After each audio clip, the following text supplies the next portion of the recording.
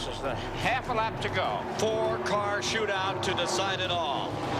Dale Earnhardt. Here comes Cope down on the inside. Earnhardt has problems. It looked like Earnhardt had a tire go down maybe as he went into the turn. To come so close so many times, was there ever a time which you guys said, this is never going to happen? We'd go down there and we'd win the 125, and we'd win the Bud shootout, and we'd win the Saturday race. We'd win everything, but we wouldn't win the 500. That's what hurts about that place. You know, it's just so, there's no other place like there. They can talk about Indy and Charlotte, but Daytona's the place to win.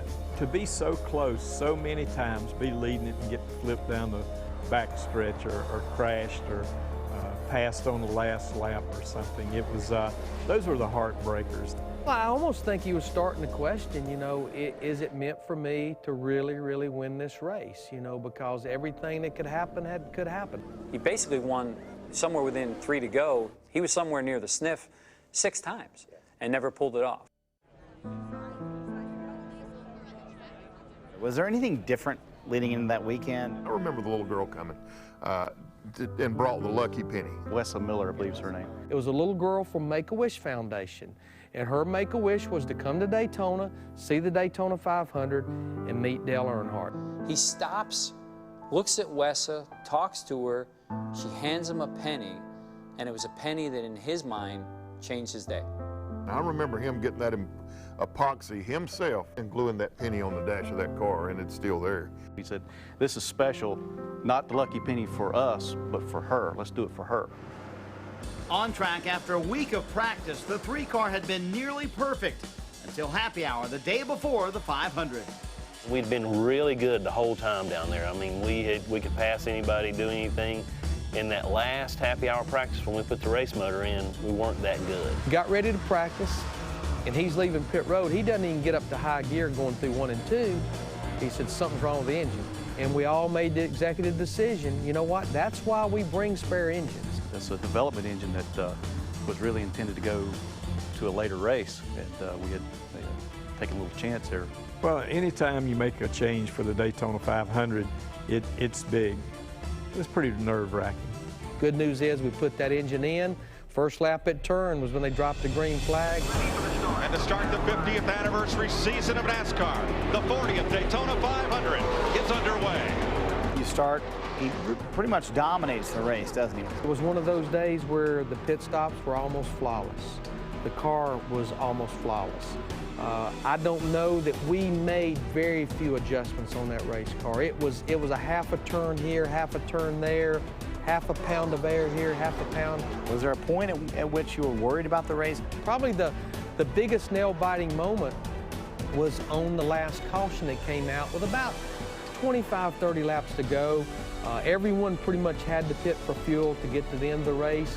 I just felt in my mind, without ever second guessing, we needed to do 2 right side tires and get at least a full can of fuel in that car to go to the end. Dale was always a 4-tire guy. Radio communication back to Larry and Richard was, I can't believe we took 2 tires, but I'm gonna make the dang best of it, and he did. Earnhardt has the quick pit stop. It'll be Earnhardt leading the charge off pit road. Before the last restart of the race, Bill France comes on the radio. I think we've got maybe 1 to go before this, what ended up being the last restart. And all of a sudden I hear this voice, hey, Sunday Money, this is Captain Jack. For those of you that don't know what that meant, Sunday Money was Dale Earnhardt, Captain Jack was Bill France. And I'm about to go berserk, because I have no idea in my mind right then what idiot is on our radio. But I can just remember Larry McReynolds' look on his face was, who in the heck is Captain Jack and why is he on my radio? And Richard, I think, looked at me and he could tell I'm fixing to blow a gasket at whoever, and he's going, and he's pointing to the tower, and it's like, oh, I get it, Bill Jr., yeah, Bill Jr. But anyhow, it was a short, quick conversation. He said, hey, Sunday Money, this is Captain Jack. Don't you think it's time to go snag that big one? And that was something that, you know, I'll never forget, because I think that made such a statement about how much this sport needed him to win that race. 2 laps to go. And there's trouble coming off of turn 2. Some cars get strangled. It might be this. Whoever gets back to the start-finish line, they'll get the white and the yellow together. Right when the race was really over, the caution flag came out.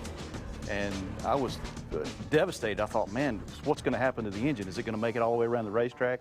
You know, what's it going to be this time? We got to the point to where we're just waiting for something to happen.